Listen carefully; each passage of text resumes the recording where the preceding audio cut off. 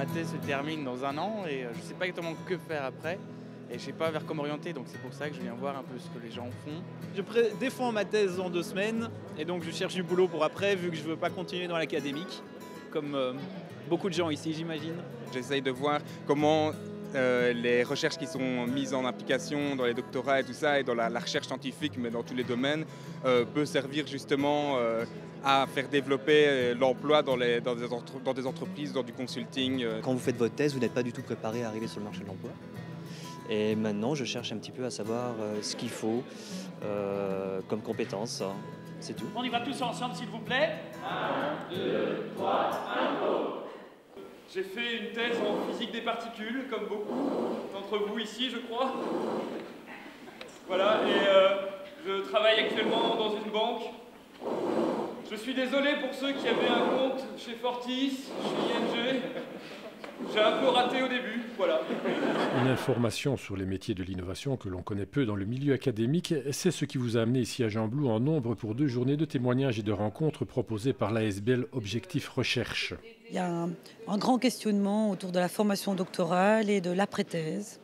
On est bien conscient et beaucoup d'études montrent que les docteurs sont des personnes qui développent des compétences fort recherchées dans le monde de l'entreprise en général, mais qui ont parfois des difficultés à valoriser. Et le doctorat est peut-être encore très mal connu dans le monde privé en général. C'est la raison d'être de ces 2 journées d'information sur les opportunités de carrière dans le privé. Cet après-midi, c'est une séance de témoignages, donc de docteurs de diverses disciplines qui travaillent aujourd'hui soit dans la recherche et développement, la consultance, ou qui ont créé leur propre entreprise et qui viennent témoigner de ce parcours auprès de jeunes doctorants qui se questionnent sur leur avenir.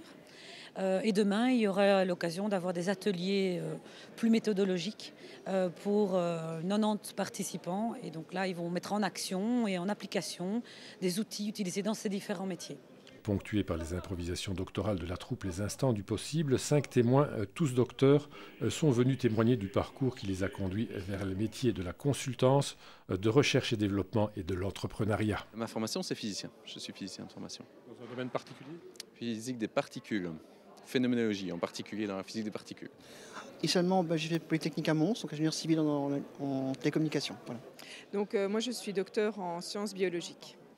Et voilà, donc j'ai fait doctorat en sciences biomédicales. J'ai fait une thèse de doctorat en physique théorique, en physique non linéaire, donc pour rendre les choses un peu plus imagées, en théorie du chaos. Aujourd'hui, les années de doctorat restent de bons souvenirs, mais elles leur ont permis de s'épanouir, de s'ouvrir à d'autres horizons, parfois bien loin de leur formation initiale. Je suis entrepreneur, principalement. Dans quel domaine ?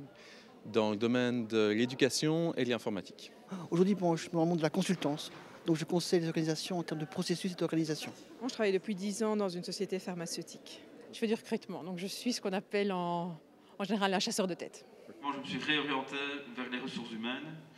J'ai fait une licence spéciale en gestion des ressources humaines. Très attentifs à leur parcours non académique, les doctorants interrogent les témoins sur tous les aspects pragmatiques pour rejoindre le secteur privé, le secteur industriel ou pour créer sa propre entreprise.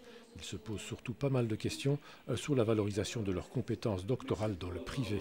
Ce qui est vraiment intéressant dans cette filière du doctorat, c'est clairement cette capacité à voir les choses autrement. Donc prendre les choses par un autre bout, faire ce qu'on appelle du think out of the box. Donc vraiment avoir une autre perspective sur une problématique. La base même de la thèse m'a permis de vendre finalement ma capacité à faire des projets, à gérer des projets.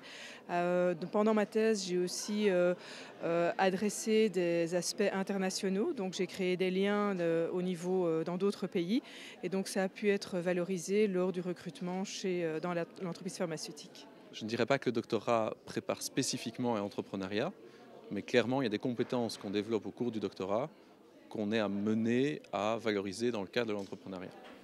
Le problem solving, donc la capacité à résoudre des problèmes complexes, le drive, c'est-à-dire la capacité à mener des projets, et je dirais aussi des connaissances techniques que j'ai développées pendant ma thèse. Ouais.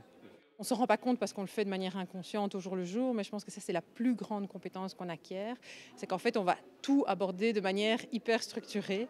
On va devoir aborder des problèmes qui sont très très larges et y apporter des solutions simples. Et donc on est obligé de décortiquer ces problèmes, de les couper en petits morceaux, de les analyser et puis ensuite d'en dériver une solution globale.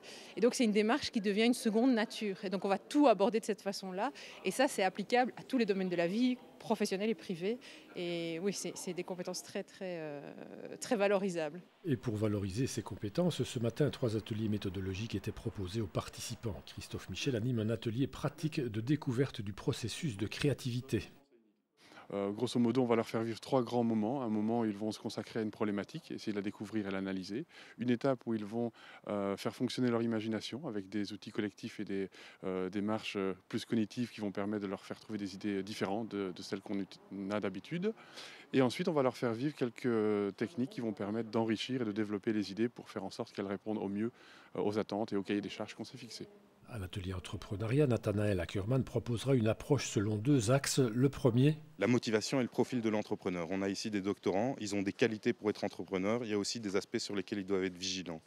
Le deuxième aspect, c'est un outil très concret qui s'appelle le Business Model Canvas et qui est un outil qui permet d'envisager les différents éléments essentiels pour la création d'une entreprise. Enfin, l'atelier consultance a été confié à Jean-Christophe Klein. Nous allons proposer de réfléchir sur la problématique de s'installer en qualité de consultant. Plus particulièrement, comment définir ce métier, comment le construire, comment le structurer et comment définir un projet professionnel cohérent avec ses valeurs. Voilà, ces 2 journées de rencontres riches en informations et en conseils pratiques vous ont permis de vous faire une idée plus précise des pistes professionnelles que peuvent vous proposer les métiers de la consultance, de la recherche et développement et de l'entrepreneuriat.